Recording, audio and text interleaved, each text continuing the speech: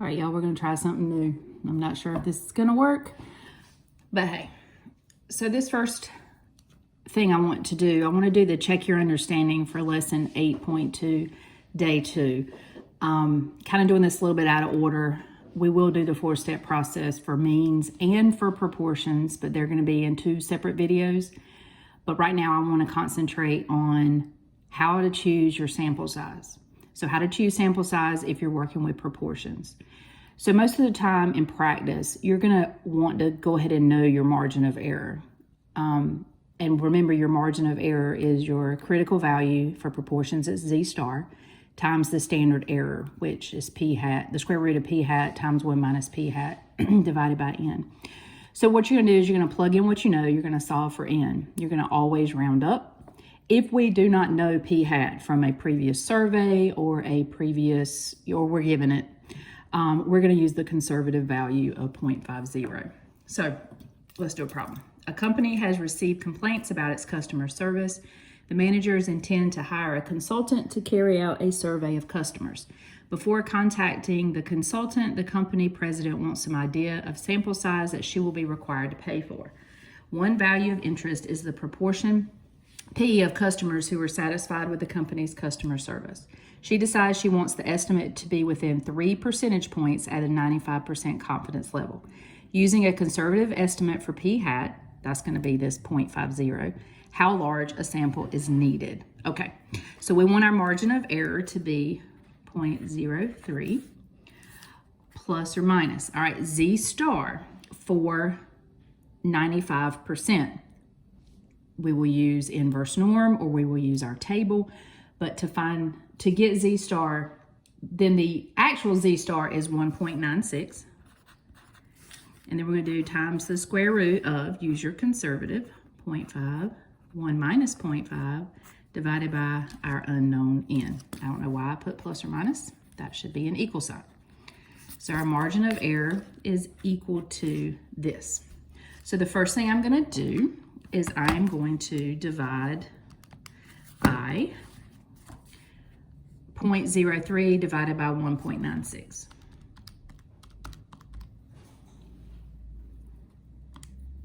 Okay, and then I will need to square this value, which is a very small number. So this number in the calculator, so 2.34 times 10 to the negative 4th is equal to 0.5 times 0.5 over the sample size. Okay, so then I'm going to do, now think about it, if you cross multiply, the n's gonna come over here. So we need to take this number and divide by this number. So I'm gonna do alpha y equals enter. And I'm gonna do 0.5 times 0.5 divided by, crap, that didn't work. All right, let's do this. 0.5 times 0.5 divided by this answer. And I get n is equal to 1067.111111 repeating. Well, we always round up, so we're gonna let our sample size be 1068 because clearly we can't ask 0.111 of a person. So that is how you can calculate your sample size. So number 2, in the company's prior year, 80% of the customer survey said they were satisfied. So using this value as a guess for P hat. So up here when I was talking about how we might not know P hat, well here you can use a prior survey. So we're gonna do the same thing. 0.03 is gonna equal, we still want 95% confidence. So we are going to do the 1.96 as our value for Z star. And this time it's gonna be 0.8 times 0.2 divided by your sample size. So I am going to let you see if you can do the algebra, and you should get 683 people.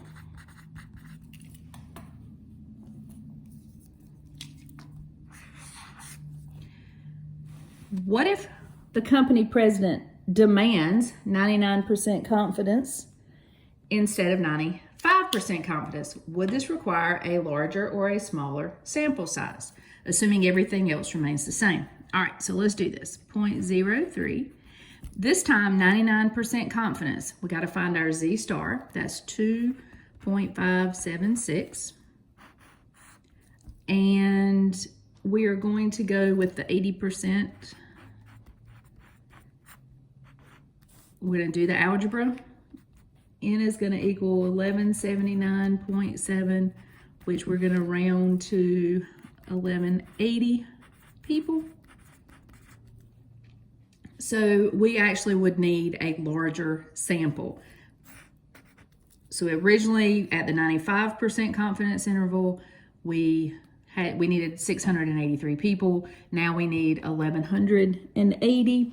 So we would almost little less than double to get to be more confident about our answer, which then will definitely go back to what we said earlier. If you increase your sample size, that if you increase your confidence, you will need a longer interval.